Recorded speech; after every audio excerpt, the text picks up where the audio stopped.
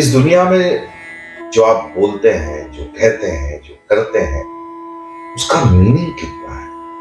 जो आप करना चाह रहे हैं, जो कहना चाह रहे हैं, वो क्या वाकई आप करना चाहते हैं? वाकई आप कह रहे हैं?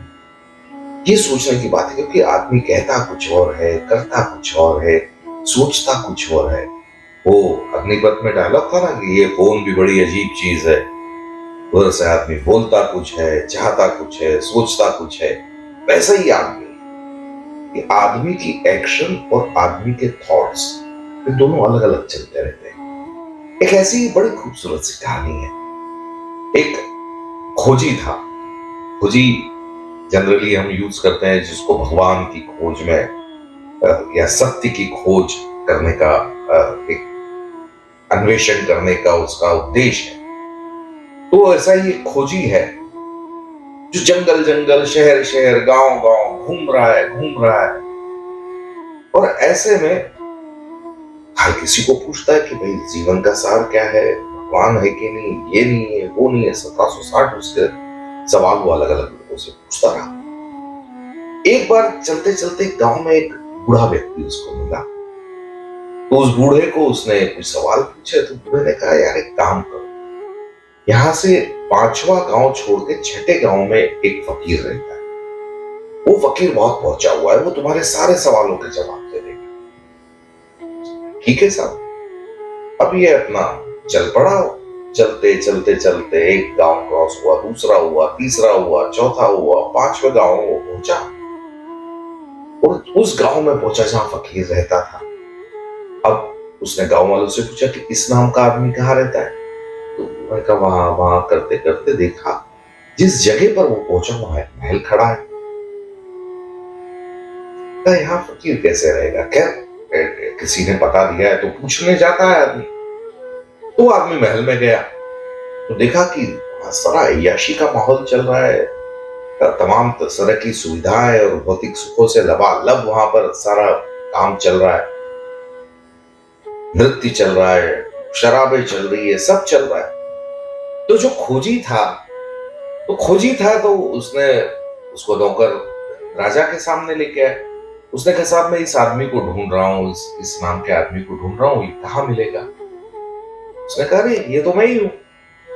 अब खोजी की आंखें फटी के फटी रह गई कि ये आदमी फकीर।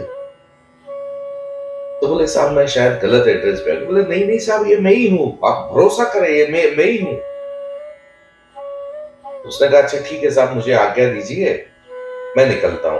क्योंकि अंदर से वो मान चुका था कि यह आदमी वो हो नहीं सकता है जिसके बारे में बड़े फकीर होने की बात कह रहे हैं। तो उसने कहा, देखिए आप आए हैं इतनी दूर से, आप थोड़ा आराम कर लें 2-3 दिन, फिर चले जाइएगा। तो खोजी को बात जची। तो उसके लिए आराम कक्ष का प्रबंध हुआ। वहां पे मसाज करने वाले दासियां आ गई, उसका शानदार खाना आ गया, गरम मस्त बिस्तर, एकदम नरम बिस्तर। और ये करते करते खोजी अंदर से डर रहा है कि भाई इस नरम बिस्तर की आदत हो गई तो मैं पेड़ के तले खुरदुरी जमीन पर कैसे सोऊंगा? इस स्वादिष्ट चटपटे खाने की आदत पड़ गई तो फिर मैं वो रूखा सूखा कैसे खाऊंगा?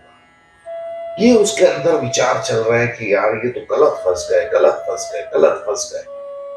और 3-4 दिन वहां रहने के बाद अल्टीमेटली उसने क्रांति मचा दी कि बॉस यहाँ पे रहना जो है मेरे लिए बहुत खतरनाक है। यहाँ की आदत पड़ गई तो मैं वो जीवन जी नहीं पाऊंगा।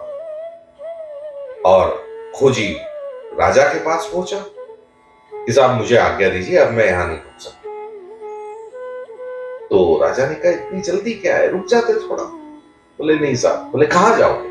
बोले, देखिए मैं तो खोज पे निकला हूं, जब तक मुझे जवाब नहीं मिलते तब तक चलूंगा। तो राजा उसके साथ चलते चलते दरवाजे पे आए। बोले, आप मतलब किस तरफ जाएंगे आप? तो बोले, अब पूरब की तरफ जाऊंगा। तो राजा उसके साथ चल दिया तो चलते रहा 1 किलोमीटर हो गया, 2 किलोमीटर हो गया, 3 किलोमीटर हो गया। 8-9 किलोमीटर के बाद अचानक खोजी को याद आया, अरे मेरा भिक्षा पात्र तो महल में ही रह गया, रुकिए मैं लेके आता हूं। तो राजा ने कहा, भाई मैं पूरा महल छोड़ के आ गया, तू भिक्षा पात्र पे अटका पड़ा है, तेरी मेरी नहीं जमेगी, जाओ तुम भिक्षा पात्र लेकर आओ। तो ये कहानी कितनी खूबसूरत है कि इरादे हैं भगवान को पाने के और जी अटका पड़ा है भिक्षा पात्र में। वो महल छोड़ के आ गया तो वो सच्चा फकीर हुआ। तो आदमी जो कहना चाहता है, जो करना चाहता है, वो एक हो तो मंजिल आसान हो जाती है। अगर हम पूरे इरादों के साथ हमारी बात कहें, पूरी कन्विक्शन के साथ हमारी बात कहें, हमारे इरादे रखें, तो बात सच भी हो जाती है, अन्यथा बहुत मुश्किल पड़ता है ना।